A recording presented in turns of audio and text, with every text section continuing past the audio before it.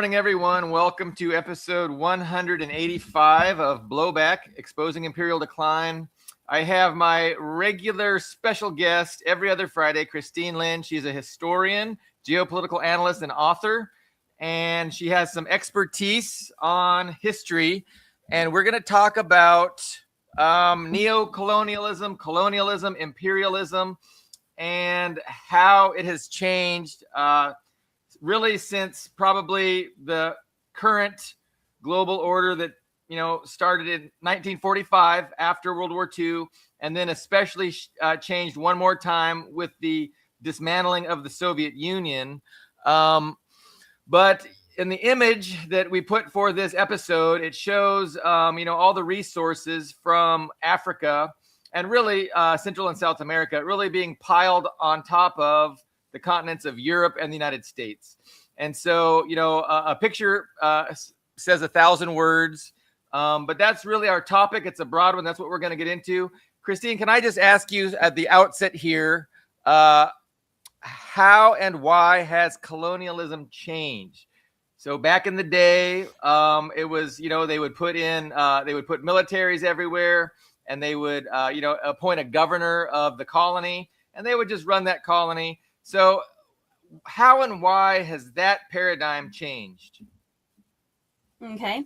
Well, you made reference to it yourself. And first of all, hello to all of our audience. Glad you're joining us today, or those who are watching it on the recording. I think it's a really important topic we're discussing today, because most people think that colonialism is something that ended long ago.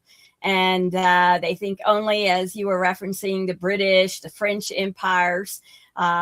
They think about it, of course, exactly, perfect illustration, because it was always about taking those resources, extracting them, openly for the benefit of, whatever the dominating country was. And the United States has done that, but most certainly in Europe history.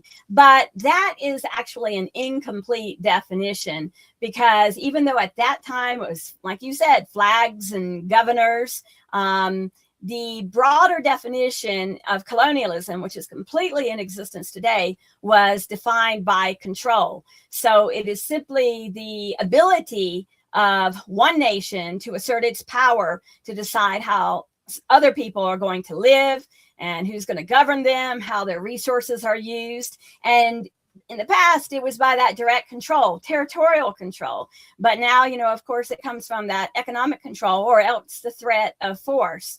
That really changed, as you made mention of, after World War II, because let's say the logic of such evil countries, really, that would want to be a colonialist power, that didn't change. Their logic on what they're doing, but the form of colonialism changed. And so because territorial control kind of became discredited after World War II, so the idea of empire and colonialism simply adapted.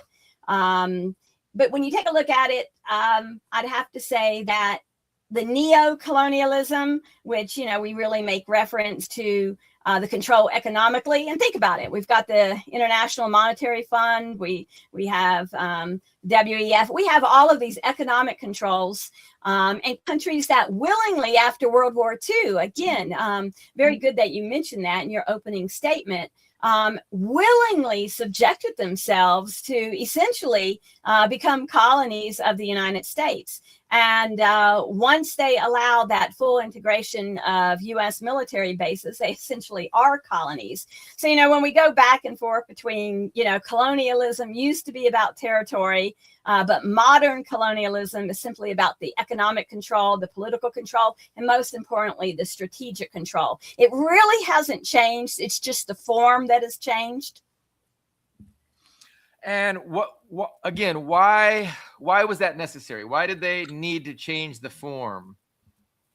Well, first of all, in some ways, in some places, it actually became, I would say, both morally, I put that in quote marks in regards to these countries, but in terms of their people's views of it after World War II, in terms of subjugation of people, in terms of the outright plantation ownership in these countries, after seeing what had happened in regards to, the concentration camps, the whole idea of the actual physical enslavement of people became out of vogue, if you will, among the populations, among the citizens. So I would say it kind of adapted. They did not want to be using the language of conquest as they did before, because after World War II and all the suffering, the idea of thinking about conquest was not something that people, took well to. So they just adapted. And I would say in also some ways it would outweigh the benefits.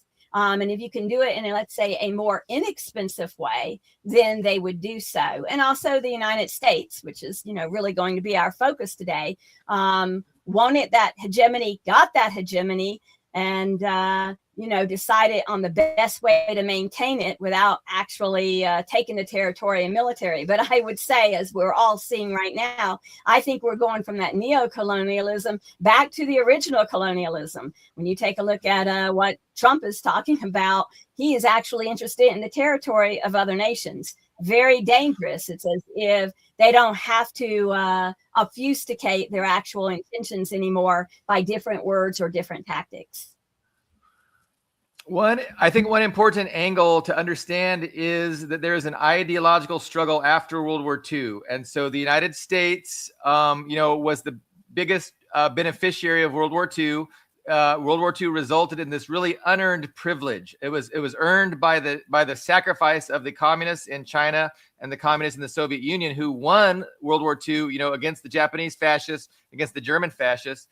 But at the end of World War II, the communists controlled a lot of land, and then the Cold War initiated an ideological struggle, and the West, said we are better, and it was a battle for hearts and minds. It was a battle for perception, an ideological war, and liberalism, again had to pretend that that it cared about these principles. And so that's why they couldn't get away anymore with this overt, colonialism, because, liberalism preached freedom and sovereignty and all these, it gave lip service to all these ideas that were really counter to the imperialist interests.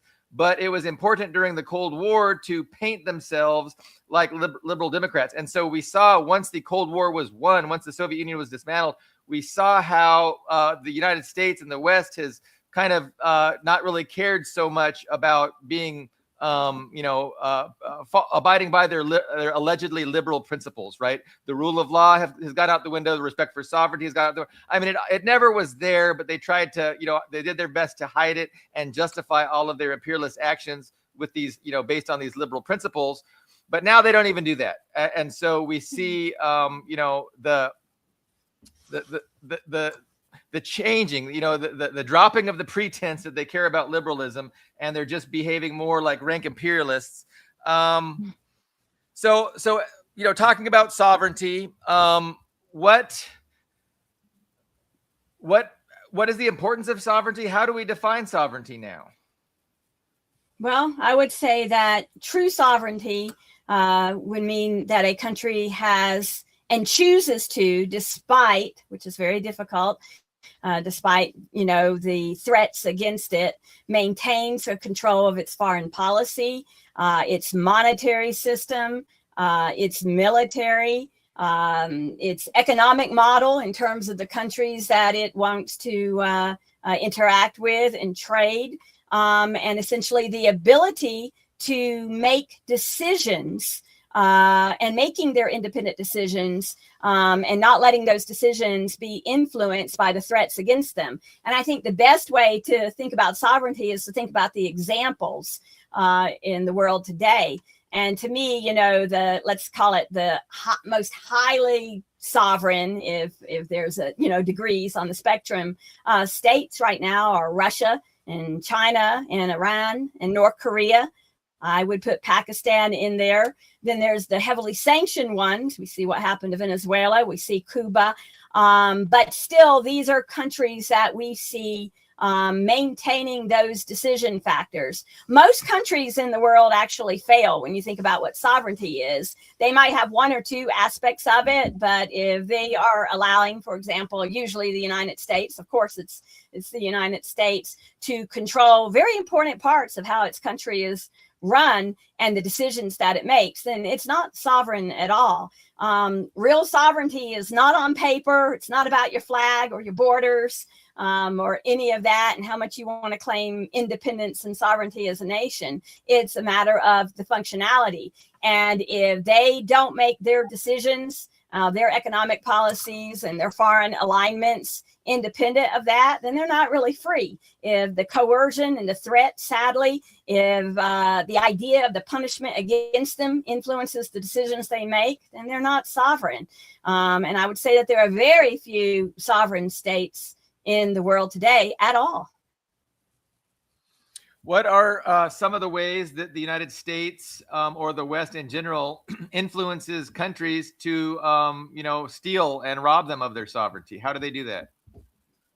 Well, of course, I would say fundamentally, and it's really sad when you take a look at some of the countries, would be the IMF. I mean, there is no, once a country goes that way, we're talking about enslavement. I think back to Russia. It was so important when Putin became president that he made sure they paid off that debt. So they're not beholden to them. But when you think about the entire world, almost all of Europe, and I don't really think it's that much of a stretch to say is a U.S. colony. Now, it's a matter of the definitions and the vernacular you want to use, but they have a complete dependency on the U.S. for their security, their policies, economically. I think about South America, the economic, and Africa, as our illustration shows today. The degree of poverty that they're still having is an abomination in this world when they have so much, resources. But the United States, again, in that neo-colonialism, comes in and make sure that they set the prices and they have their essentially slave force without using those words. I would think about a good example right now, a prime example that people don't actually think of as a modern colony, but I would say Ukraine is a perfect example. I mean, we can think about the islands, American Samoa, Puerto Rico, but think about Ukraine. I mean, politically and militarily, that's colonialism. It's completely a managed zone. So they control it with their military. Once a country has willingly let U.S. military bases in there, what is it going to do? Right there would be a major conflict to ever get rid of them. That in itself puts them beholden and dependent. To become dependent on the United States is to completely give up your sovereignty right then and there. But when you take a look at the Eastern European countries and the Baltics, it's very sad that I think it was the dollar. And I think that it was the suffering and the economic suffering that they had, that they turned away from the potential they had to survive and, yes, suffer, but yet come out on the other end without choosing the United States. Because once you have chosen the United States, you look at Guatemala, Argentina, you have given up your sovereignty. So economically, that's the power right now. But of course, they have their NGOs operating, and there's always the threat of the bombs, as we see now with this reckless, crazy man called the President of the United States. So, it's just escalating in terms of what they use. But for many years, it's been the economic control, and they can claim they have elections and that they have constitutions. But none of these countries that we're talking about are sovereign nations anymore. So just yesterday, I think Trump declared, a state of emergency or, a crisis related to Cuba. And, and it was the justification for increasing that embargo. And he says he's going to deny anybody giving, he's not going to let anyone transport oil to Cuba. So Mexico gives oil to Cuba. Venezuela gives oil to Cuba.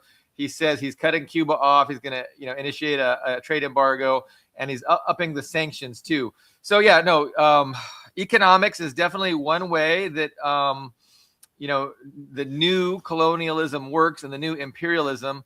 So we talked about the IMF, the World Bank, and the U.S. dollar as the global reserve currency.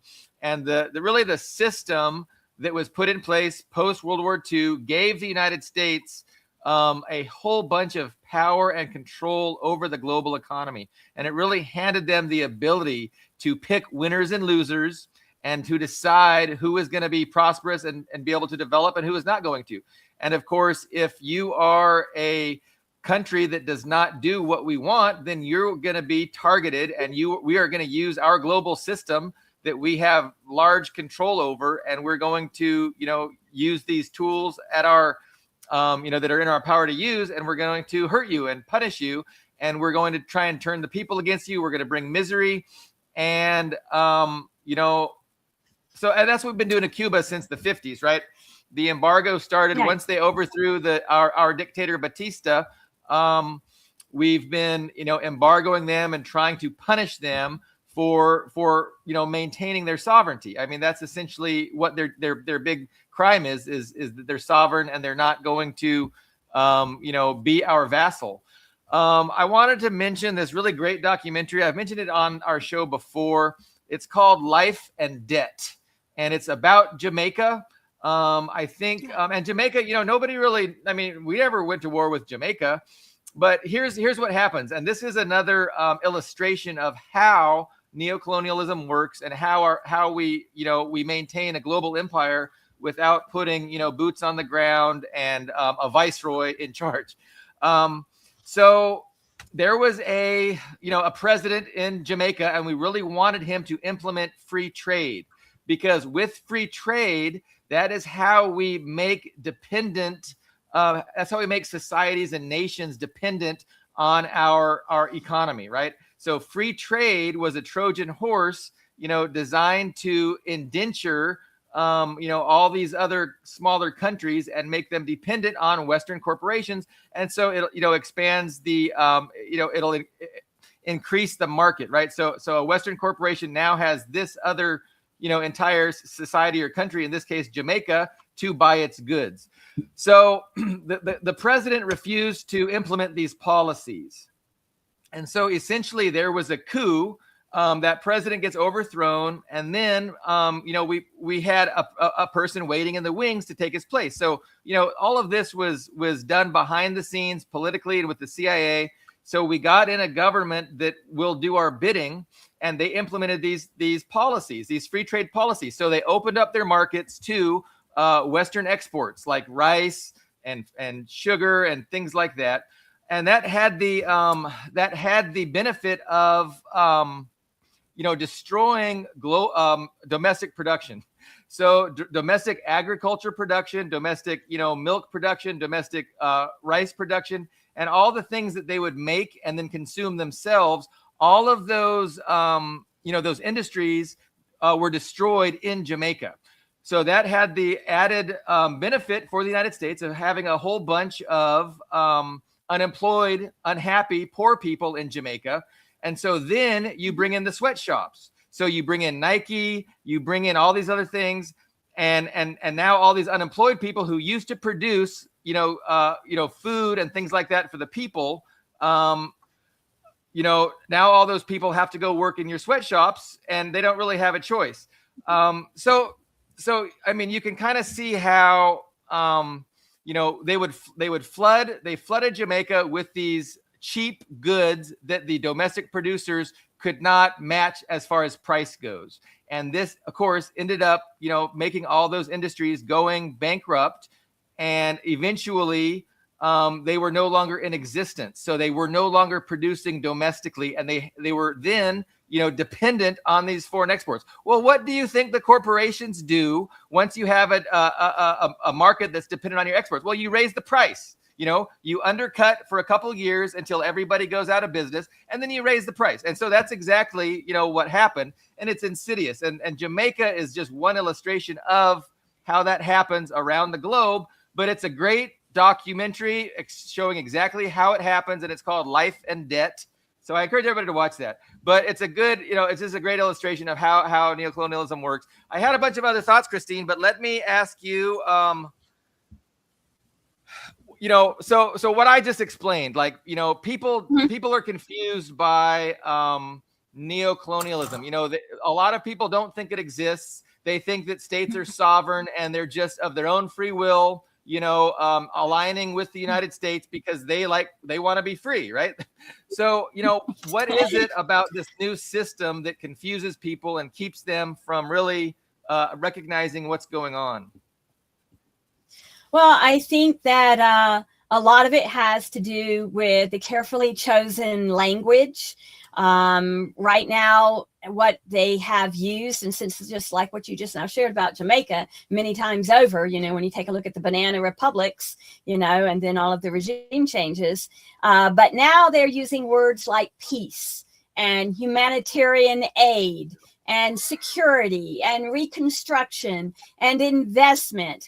They phrase it in ways that Americans who aren't as aware about what the actual definition of colonialism, be it colonialism, neocolonialism, however you want to refer to it, but they disguise the intent of the complete control of another nation and the exploitation of another nation by using these words that sound really good. When you think about humanitarian aid and peace and security for another nation, we're going to go and help these poor, suffering people. And Americans who know nothing about history, don't care to learn that, and don't think deeper than what their news tells them and their politicians, their media tells them, actually start to believe that the United States is a force for good in this world.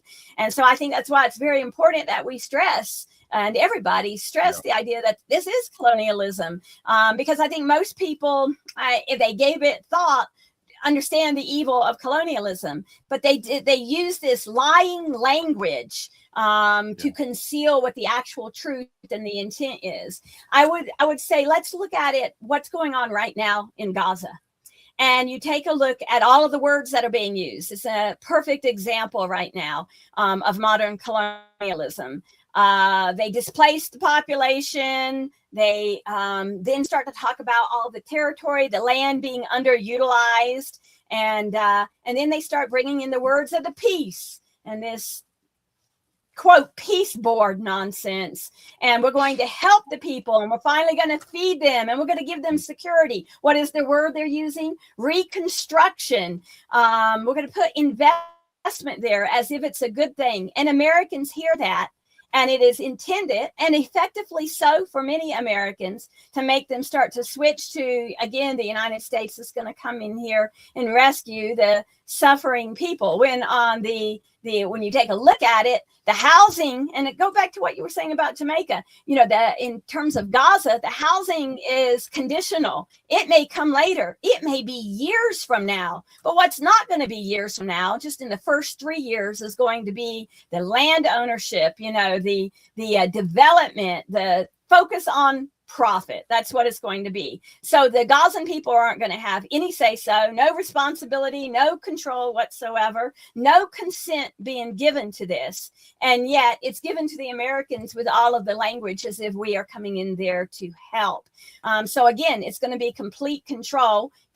Some people are going to be duped into thinking that this is good and helping the people. And as I was saying, to what you said happened to the people of Jamaica, same thing is going to happen when they start talking about the thousands of jobs that they're going to produce. Yeah, you're going to, after you've already murdered tens of thousands of them, then you're going to give the remaining ones an opportunity to essentially become enslaved labor for the profit of all of these people. When you take a look at that board, it is an abomination. It is disgusting. But again, I say this because it is a perfect example of modern colonialism. And yet, the whole future of these people isn't being chosen by them. It is being imposed upon them by the United States. And I think it's just very important that we get it through people's understanding. This is colonialism. This is evil. There is nothing good about what Trump is proposing for Gaza. Nothing good whatsoever. Yeah. It's only going to be about profit. And that is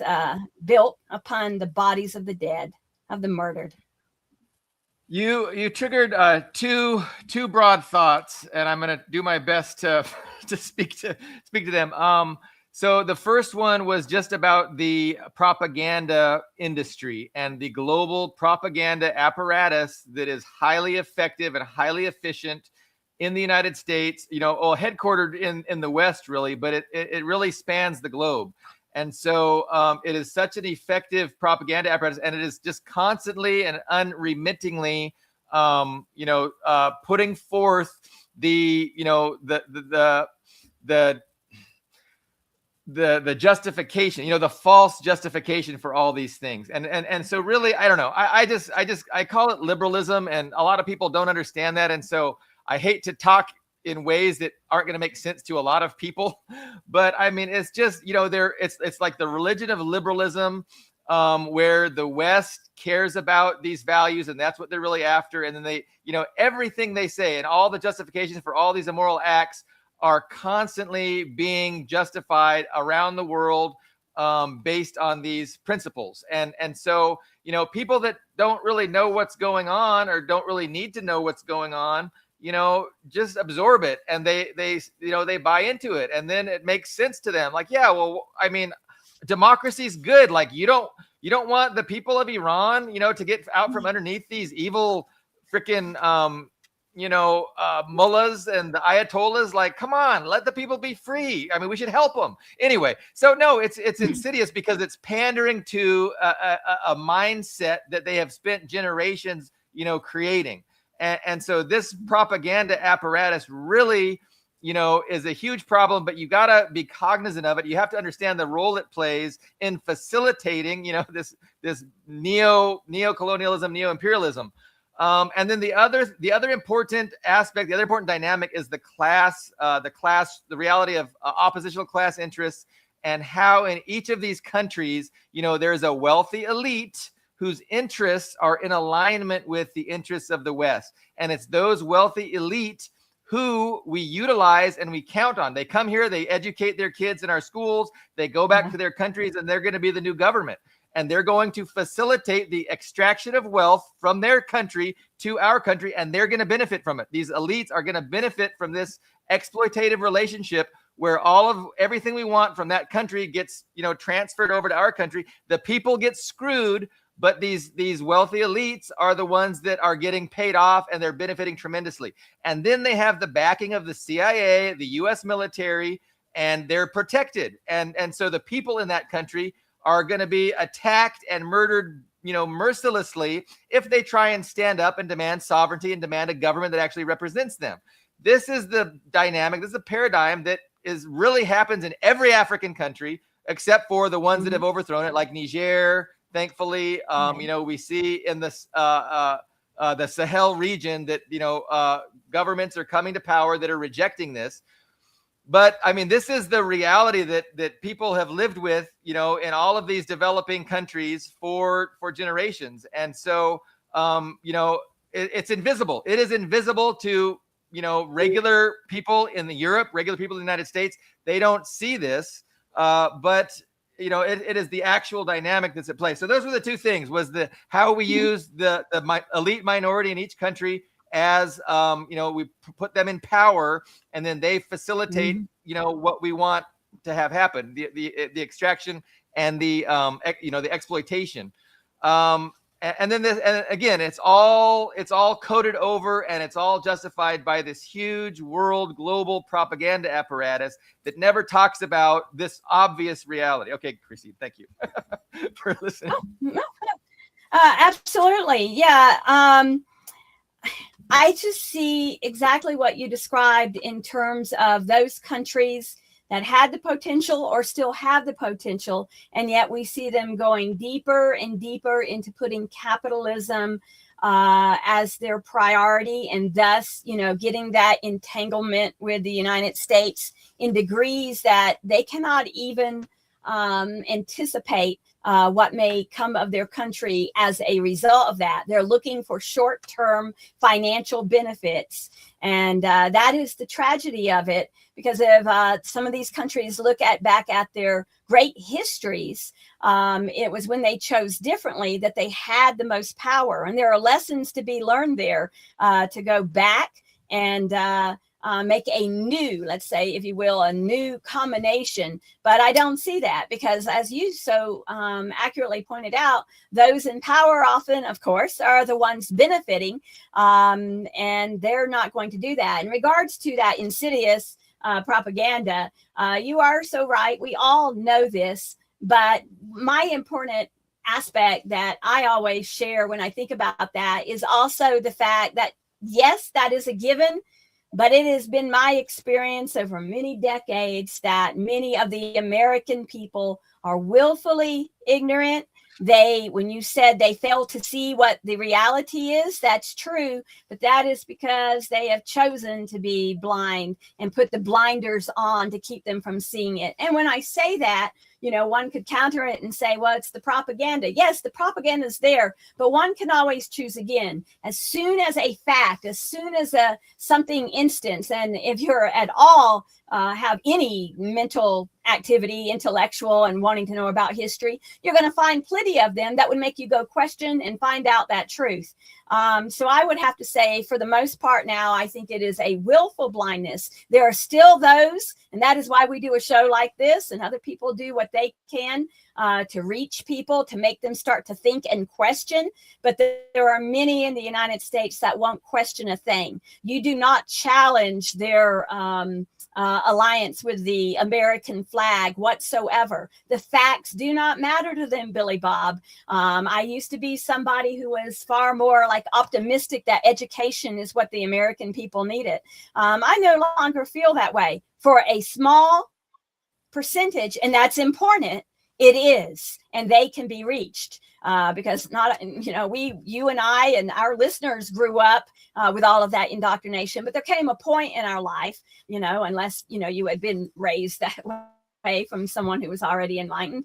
But it came a point in your life where you began to question it yourself. There are still those out there, and they can be in their 40s, 50s, 60s, 70s, and for the first time, they start to question it. So they're open to understanding all of this and then becoming aware of who really actually is good in this world versus those who are actually committing the evil. But I still think that most of them do not want that. They will vehemently fight you in their words or otherwise, if you were face to face with them, when you challenge their belief that the United States is a force for good in this world. And they don't care what the facts are, Billy Bob. And I've just had so many experiences in my life that's where I've come to now. But I still do what I do, and I admire all of those who are doing whatever they can.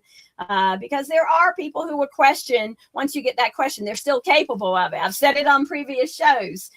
Critical thinking is not a skill of most Americans. So I don't put it all to the indoctrination. The indoctrination is a given. You are right. I mean, it's massive. It had its great effect.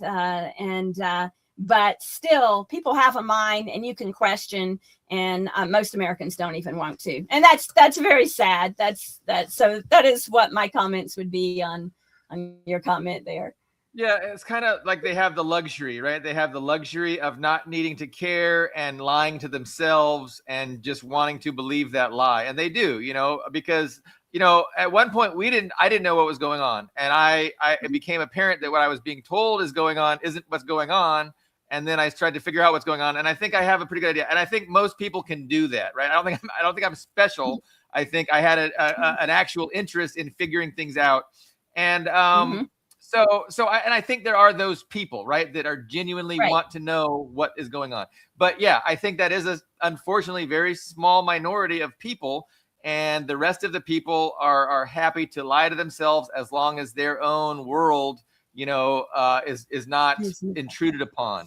And so again, I think that's a luxury that a lot of people might not be having for too much longer in the future as our planet gets a little bit crazy.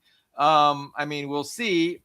I don't want to be a doom and gloom person, but I mean, I think it's very possible that this luxury that people have had not being informed is going to come to an abrupt end. And people are all of a sudden going to be having to figure out what's going on and not knowing. And then that's going to be a problem because, you're going to have, again, the mainstream narratives blaming, China for our economic global collapse, or blaming Iran for our economic global collapse when it's going to be, our own government and this neocolonial imperialism that is responsible. So I mean, so there's the reality of a neocolonialism and And there's this huge propaganda effort to conceal it and to obfuscate it behind liberal language of peace, democracy, prosperity, economic freedom, rights, human rights. Like, these are the buzzwords that are just shoved down everybody's throat in order to justify and facilitate, rank imperialism and the exploitation of other societies, the economic exploitation, and really, regime changes, and all of this imperialism. What is like, the whole point is, it's a different kind of imperialism than it was 100 years ago. But it's more insidious. It's like you said at the very outset of the show. It's the same mentality behind it, the same drive, the same forces pushing it, but it's just being justified and implemented in a little bit different way. I did want to touch on the World Bank and the IMF and the World Economic Forum. These are all instruments of private wealth, right? That are designed to control markets, resources, and governments. And so the government, like you were talking about, the debt, right? So they'll take out a loan from the World Bank, and then those loans, of course, come with tremendous strings attached. And so, the book by John Perkins, Confessions of an Economic Hitman, get really deep and well documented into how that process works. But essentially, these global, institutions that are ostensibly designed to, bring development and prosperity do the exact opposite. They bring imperial subordination and they bring poverty to these different countries, and the strings attached to these loans. It's like, well, we're going to tell you how you spend this money. We're going to tell you how you need to vote at the United Nations. We're going to tell you what kind of policies you have to implement, your foreign policy, your domestic policy. So all these strings attached, is again another mechanism for how the West has controlled, the planet, and, through this neo-colonialism. What was my other point? It escapes me. But I know. Well, China. So China represented a weakening of that particular structure, because China started offering loans to countries much cheaper and without strings attached. And of course, this is another reason why China is being targeted, because China is threatening to displace the Western imperialist system. And so that's so China's enemy number one. And I always argue that everything that we're seeing today geopolitically is really within the context of getting prepared to have a big showdown with China, and to ultimately do their best to weaken China and eliminate China as a rival and maintain Western imperialist hegemony throughout the rest of the 21st century. I mean, that's really that's the strategy that's taking place right now in Venezuela and Iran. It's all predicated on shaping the battlefield to deal with China. But let's talk about how this word imperialism is misused and abused by liberals, and they use this term towards Iran, right? Iran is imperialist. Look, Iran isn't Persian. They've got Baluchis, they've got Arabs, they've got all these other things. They're imperialist. What Russia is an imperialist country. Like, they have they need to be split up into 5 different countries. So each ethnicity, and the same thing with China. China's imperialist. We need to break China up. So, can you help explain where they get wrong this idea of imperialism? Well, of course, it is given to them, and once they identify such nations as imperialist or authoritarian and dictatorships, as if in itself that's even in itself is laden with their definitions of it as if it's bad. It's given to them, and they don't question it. They don't understand, as you just now clearly pointed out, like getting a load and going into business with China is very different than with the United States. Same with Russia. Russia forms sovereign to sovereign partnerships. That's what China is doing. They don't try to have interference within their countries. They respect others. I always look at, Putin just met with the leader in Malaysia, I believe it was, and another leader from Sudan. And again, they're talking about corporation and technical corporation, but they do it through diplomacy, unlike the United States, which is always going to have a conditional relationship, social as well. That's a very interesting aspect too, that we really didn't get into. In all of their colonies, it is not only all the control you and I have already discussed, Billy Bob, but it is also the social aspects of the country, the traditions, the values, the belief systems. All of that changes as the United States takes control of such a nation. And then, of course, as we've already talked about, they can bully them, they can threaten them. And you mentioned earlier, I read that. I suggest everybody read what Billy Bob was discussing earlier from the White House, where Trump has just now said that Cuba is a threat to the United States. Now, you've got to really be stupid if you believe that. Okay. I mean, you do. I cannot give anyone the benefit of doubt who would accept that without just outright understanding how absurd it is. And as to countries like Russia and China, when they try to put these laden words on them, emotionally laden words, the United States and the other countries, France, Germany, the ones who identify other nations like Iran, or even talking about Russia, in these what are negatively laden terminologies, are the worst perpetrators of colonialism historically in the world, current and in the past. And if they can make Americans believe these falsehoods about another person's government, then they can do anything that they want. And that is why it's so important for those who do care about the truth, and that's the definition, those who care about the truth in their life and are willing to question themselves. That's how you grow. They can be reached and understand that all of this is actually wrong, and they can see through it. You know, it's like that story where the emperor has no clothes. Nobody wants to say it, but you gotta say it when you see that the United States is not the force for good. It is the force for evil. And interestingly enough, as you said, think about Iran, think about North Korea, Russia and China, of course, but focusing upon Iran now, very dangerous situation, especially, you know, with the way the United States is behaving now. You just see the use of the words, and very few Americans even question it. They're like, you described it perfectly. They're like, who wouldn't want them to have democracy? Americans don't know what a republic is. They don't know what a democracy is.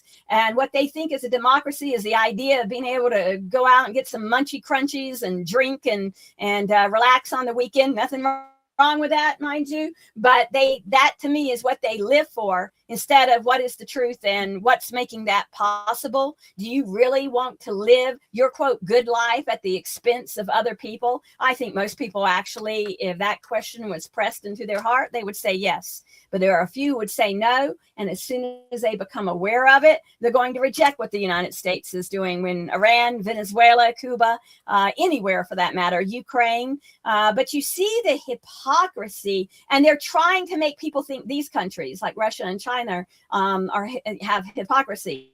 You take a look at their histories. No, nothing like what the United States has done. They have, even in their earliest years, in their expansion, it was more like integration. Yes, there were bad things that happened, especially under the czars in the Russian Empire. But even then, they did not go so far as to go across the seas and enslave people. It's not in the people. These are very different people, Chinese and Russians and Iranians, and they have a respect for themselves. And if you don't respect yourself, you're not going to respect others. Look at what we've got in the White House right now. That thing doesn't have any respect for itself. It cares nothing about what it appears. It is a consumer, a mass consumer. And most Americans are happy to be called consumers. That's why they put it in office.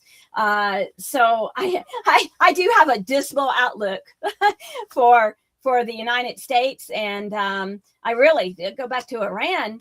Every American thinks they know what Iran's about. But let's just look at the history. When the regime was overturned in the coup and they instilled the Shah of Iran, do most Americans know the evil, the atrocities committed by the Shah of Iran? And now we see his despicable son all of a sudden showing his face on American news stories being interviewed. They're getting it ready. They're getting him perhaps ready to be the next Shah. And they don't even go back and think about the suffering that the Iranians, there was a reason the Iranian hostage crisis happened. And good for Iran, they identified the great Satan of the world as the United States. It always has been. But Americans recoil at that. They recoil at being called an empire. And yet they have to face the fact that is what it is. It's sad. If you want to choose again, then it's up to you, even as an individual, not to wave your flag and go along with it. And, I think it's very important that Americans, whatever you can do, whether it's just speaking or writing, that that truth. Don't align yourself with what the U.S. government is doing. So Iran, that is a big, dangerous happening right now. I'm actually very glad to see, I believe Pakistan has said they're going to stand with Iran. And you and I were talking off the air before we came on, and I've been saying this for a few decades now. The only protection a country has is nuclear weaponry against the United States. What did I say earlier? What are the nations that are sovereign? Russia, China, Iran, North Korea, Pakistan. But Iran has to make its decision to what degree it wants to align with those who might be able to help them to a far greater capacity.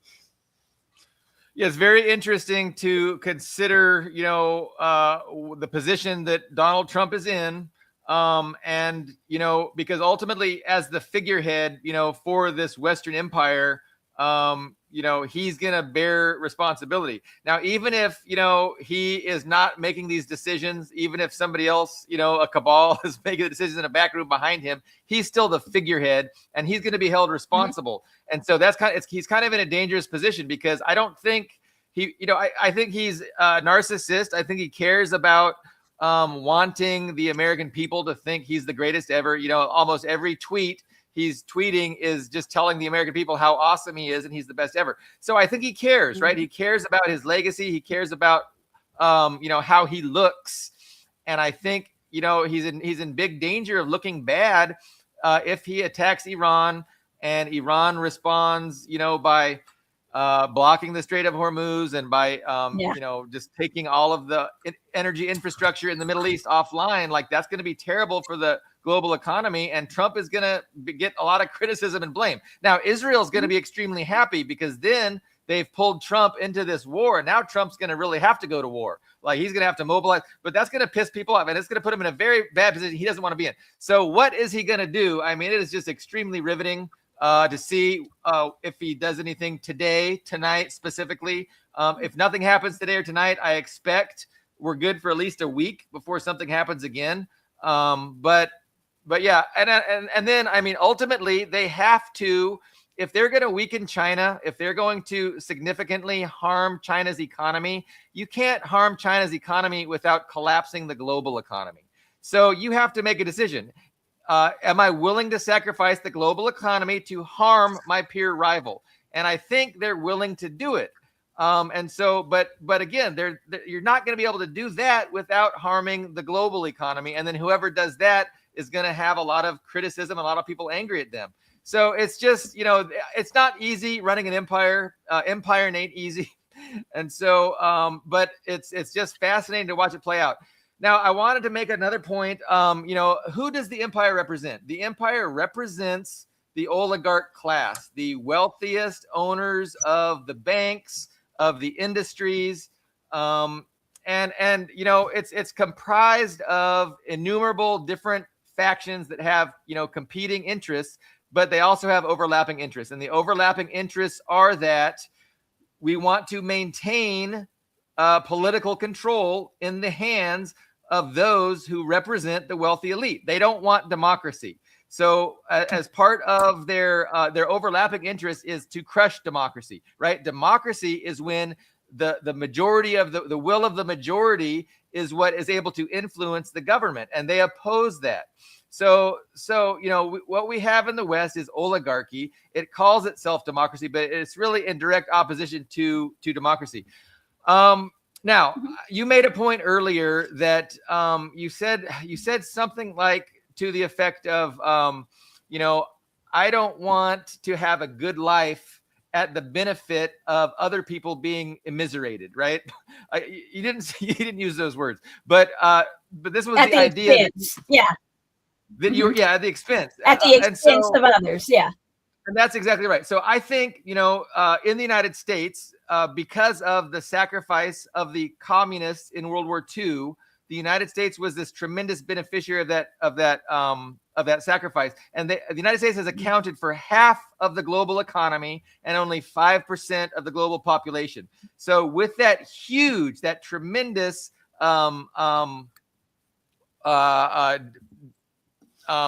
what's that word?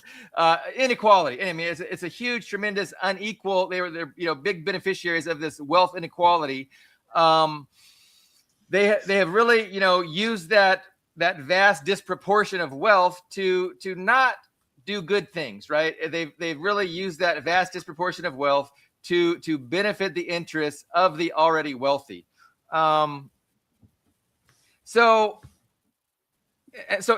people in the United States, our lives aren't that bad for a few of us, right? Like if you're in the 90th percentile of income, your life is pretty good. And you think to yourself, and you want to think to yourself, it's in your material interest to think that, well, this system is good. I mean, look at me. I'm doing good. Like who's to say? But like that is just such an ignorant and brainless, unthinking, thoughtless way of perceiving reality, because the reality is that, if you're in the 90th percentile, in the United States, it's true that the government,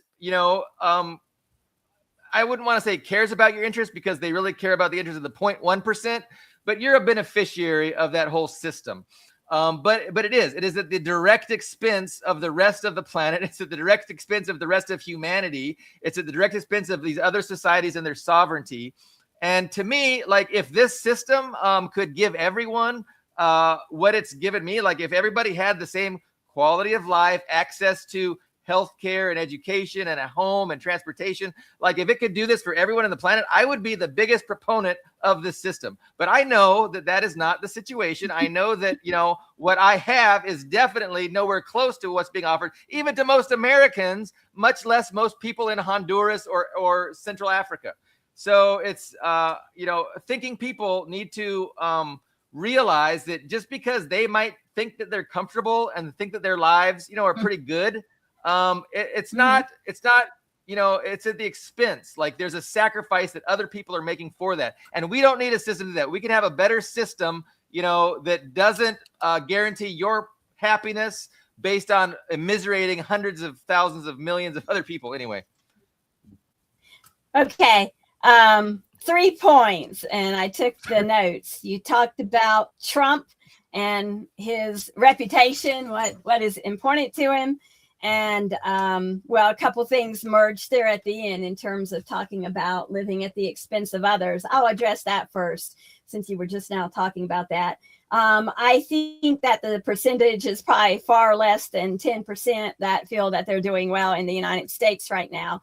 And those who are doing relatively, at least they've got what they need. Maybe they're not having to live paycheck to paycheck, but many Americans, not most Americans, are now. How many millions are in debt because of their expensive degrees that get them nowhere, don't even get them a career that they planned. Americans are not doing well. The vast majority are not. They may have the appearance, and but they're surviving. And all they are one unfortune behind collapsing what is their comfortable world. One medical situation, one loss in terms of their investments, one, any tragedy, personal tragedy in their lives. They're just away from finding out how difficult it is. There are so many people homeless in this country who once had what they felt was an adequate comfortable life. And all it took was a tragedy to happen, and then it spirals out of control. And I have to say, I believe that many Americans are going to start to find who are in that comfort zone, and thus they don't question, they don't care really about others, are going to all of a sudden finding themselves losing the very things, and it getting far worse in this country. When you talk about what is the American dream, I think that those people you described who are in, not in that top 10%, 5%, 3%, whatever, I think that the numbers are probably far less, that they aspire, their American dream is to aspire to be what their oppressors are. And that sets it up for this endless, elections, choosing in between this nonsensical party one and party two, not recognizing, as you very aptly said, very importantly, the class distinction. There's only two classes here. It's that ruling oligarch class and the rest of us. And just because a lot of those and the rest of us are doing okay doesn't mean that can't change. But so many Americans hold on to the fact that one day they're going to go better and better. And meanwhile, decade after decade, they're living their lives, but they're not really truly living. They are simply working for the day that they can retire. And you can forget about retirement in this country for many people. So I really think that's going to get worse. I do want to make a comment about, your thoughts in regards to Trump and caring about his, his reputation, his legacy, and all of that.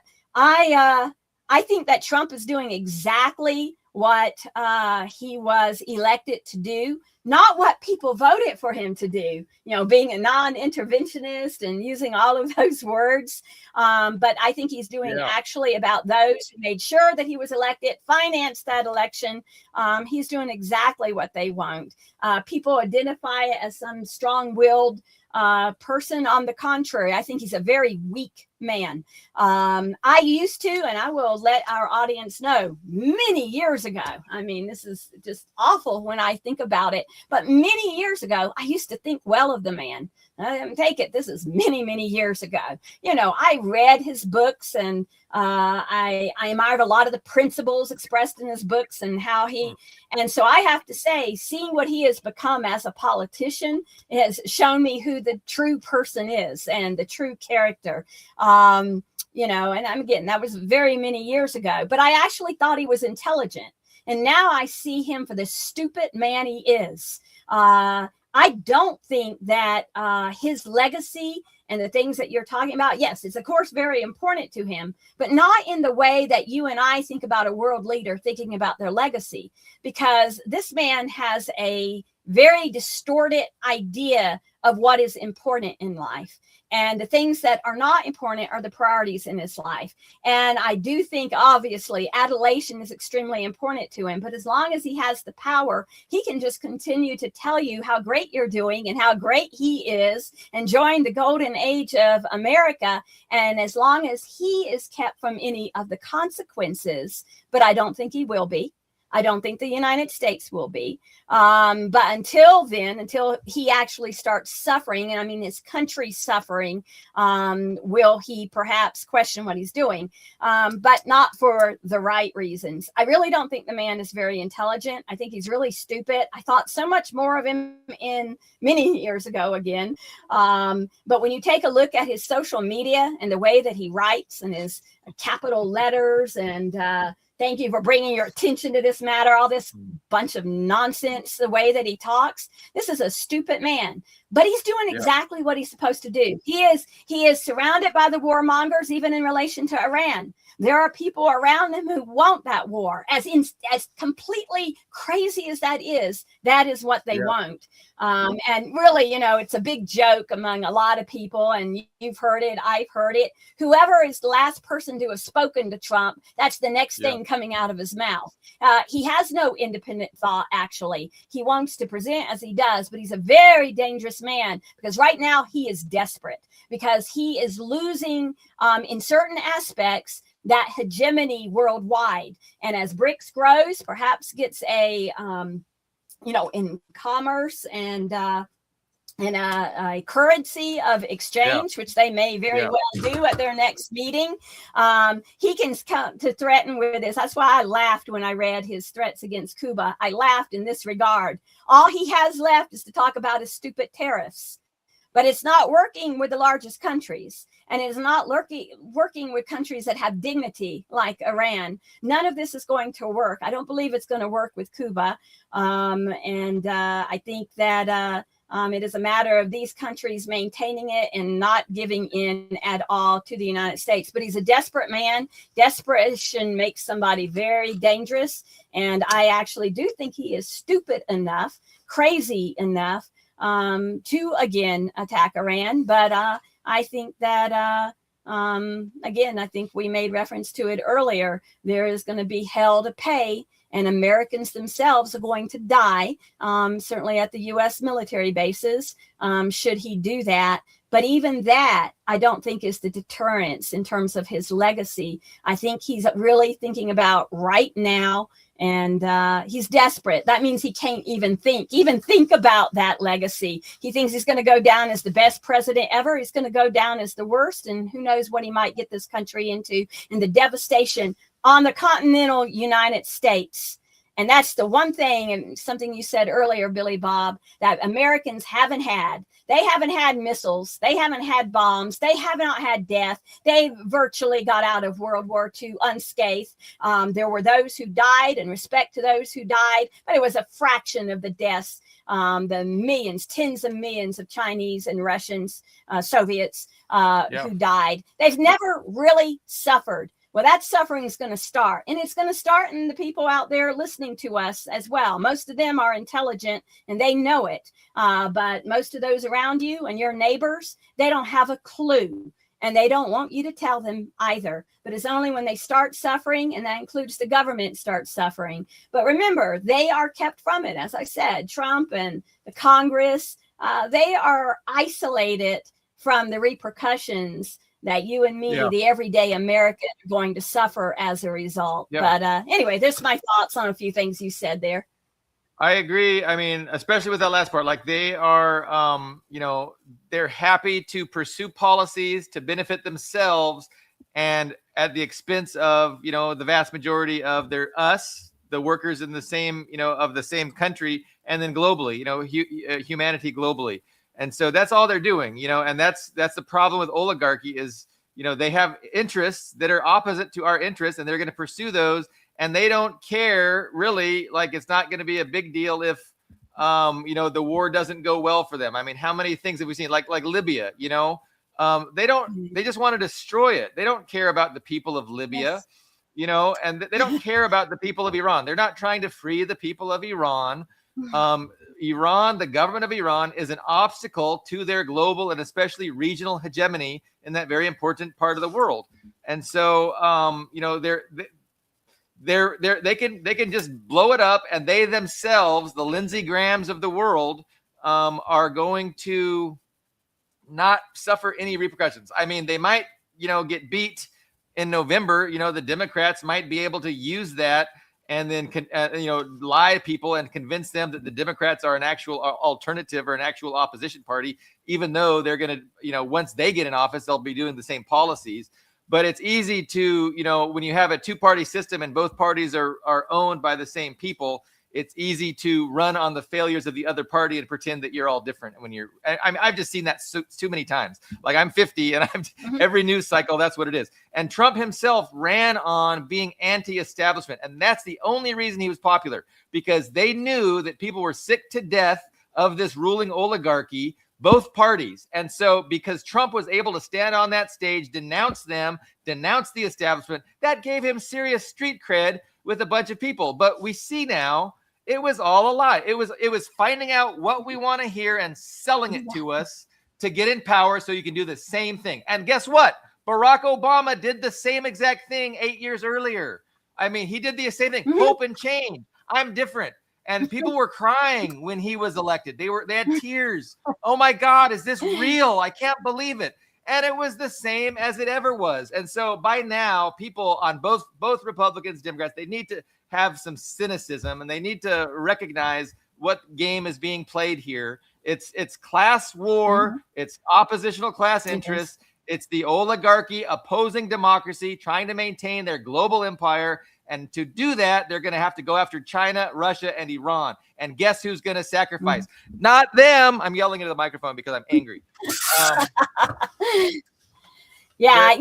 Trump talks about the Western Hemisphere now to all this Monroe Doctrine nonsense, but he's not even limiting it to the Western Hemisphere. He's at the Eastern Hemisphere and the Middle East. And the only thing, and when I say Trump, we're talking about the entire U.S. government, okay? Do not, as you just now so aptly said, it's not a man. It is the entire essence of the United States, its government, okay? And it was set up this way. Don't go talking about pulling out some little phrases, as it was set up for exactly what it has become. And anything to the contrary has been conveniently ignored. So for what, 200 years, over 200 years. But, by the time they started to see what they could do with their hegemony, and only force stops such evil, only force. And that is why when we watch Iran and see what Pakistan might do, Russia, China, see what alliances, maybe some more military alliances might be in line here, because that's the only protection, as I said earlier, that a country has. If you don't have the nuclear weapons, or you're not aligned in a military agreement with a country that does, the United States will do whatever it wants to do to you. And the American people, well, most of them don't actually care. They will watch what's going on, and they'll be just like you said. They want to free the poor Iranian people. Well, the Iranian people are just fine.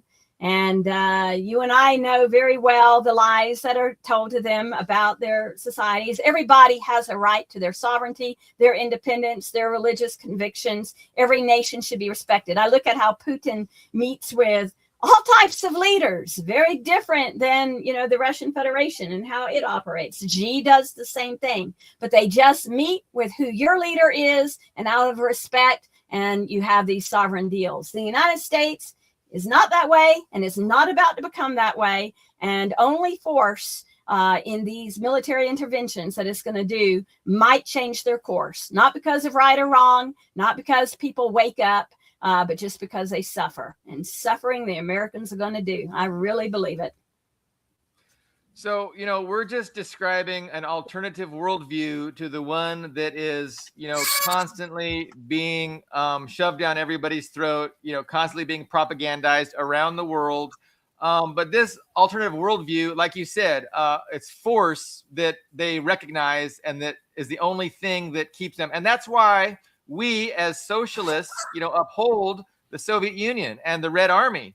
Because and then we are sad that you had Khrushchev come in, and it just went downhill from then, culminating in Gorbachev. It's hard to say. Like, I just think he fell for their lies, basically. Like, it was a trap, it was a strategy. He believed them when they told him, hey, we're going to have peace through mutual prosperity, we're going to respect your sovereignty, NATO will not move 1 inch to the east. Like, he's a fool, but I think he was really, my analysis is that he was fooled, and that he trusted them, and he was naive to do that. He was ignorant. And it was a calamity. It was a colossal calamity for, humanity.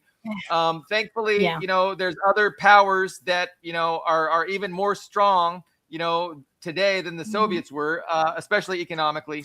So there's optimism. There's hope. I think the decline of Western imperialism is inevitable.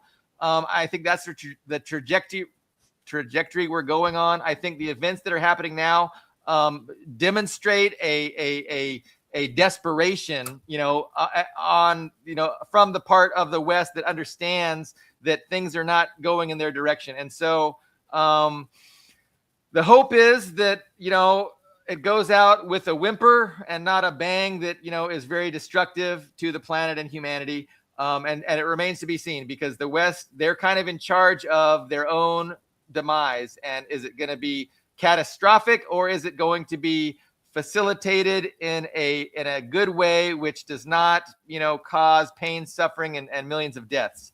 Unfortunately, the West has a lot of power in determining, their own decline, and I'm scared that they're going to choose to go out with a bang and to pull out all the stops to try and maintain their empire. But inevitably, humanity is progressing and moving past this way of thinking. More and more people are waking up to the reality that we've talked about all show. And I appreciate this discussion, Christine, and your excellent analysis. Go ahead. I know this is a perfect place for us to end our show, but you brought up the Soviet Union and its leadership. And this is the country that I love. I love its history. I particularly love all of the Soviet history, all of the Russian history. And, when you said those comments, about Khrushchev, evil Khrushchev, lying Khrushchev, the CIA even was able to benefit from Khrushchev and gave them ideas for them to concoct all of the lies that they did about Stalin. And when you spoke about Gorbachev, I've thought about that. No, we're digressing a little bit, but you bring up the country that I love most in this world. And when I think about those leaders and the succession of leaders, and by the time we got to Gorbachev, I would differ with you in this. I used to think as you did, and of course he was lied to. He was completely lied to. We know that as a fact. The documents prove it, regardless of what the U.S. Sometimes says. But at the same time, I don't believe that he was a communist, a socialist at heart whatsoever. I've read enough in his communications with others that make me seriously doubt that he was actually, he might be a member of the party at the time, but I don't think that those values were in him. So at the very least, you could say that made him naive and gullible, but you have no business being at that time, I'm talking about historically, in the Communist Party, if you're not actually a communist at heart. And no communist would have done the things that Gorbachev did. And of course, we see the very sad tragedy of what happened later and Yeltsin. But no, I really don't give him the benefit of doubt. I do know he was lied to, and I know he was duped, but it takes a certain non-committal to the principles in order to allow yourself to be duped. Totally. And as for right now, the Soviet Union, and looking back at the past, really showed how powerful a country can become against the odds, against everything against them. And there are lessons that need to be learned today by countries worldwide to take a look at what made them strong, because it can be restored. It can be brought back in new forms. But it's very important that we don't look at it as only something in the past and see what developed the strength. In fact, I believe that the beautiful Russian Federation that we have today, and Putin certainly saved Russia, but Stalin saved Russia. Both of those men saved Russia as we know it. And you can't separate one from the other. Different ideologies, different people growing up in their past and knowing what to do, and a different world situation. But nevertheless, the love for your people should be overriding. Stalin loved the people. Putin loves the people. And then it's a matter of these powerful men or others in other countries deciding, as long as the love of the people, as Stalin actually wrote about, is what's guiding you, then you're not going to fall for the Western lies. And that's the distinction. And I think we've had a great show as well, Billy Bob. We go all over the place, but it's all important and very, very thought-provoking, and I enjoyed it. Thank you for those final comments. And I was gonna, I was triggered to say continue, but we better wrap it up. Thank you so much, Christine. We will reconvene with you the Friday after next. For who knows what episode it'll be, 190 or something by that time. But thank you so much, and thank you everyone for watching. We will see you guys then.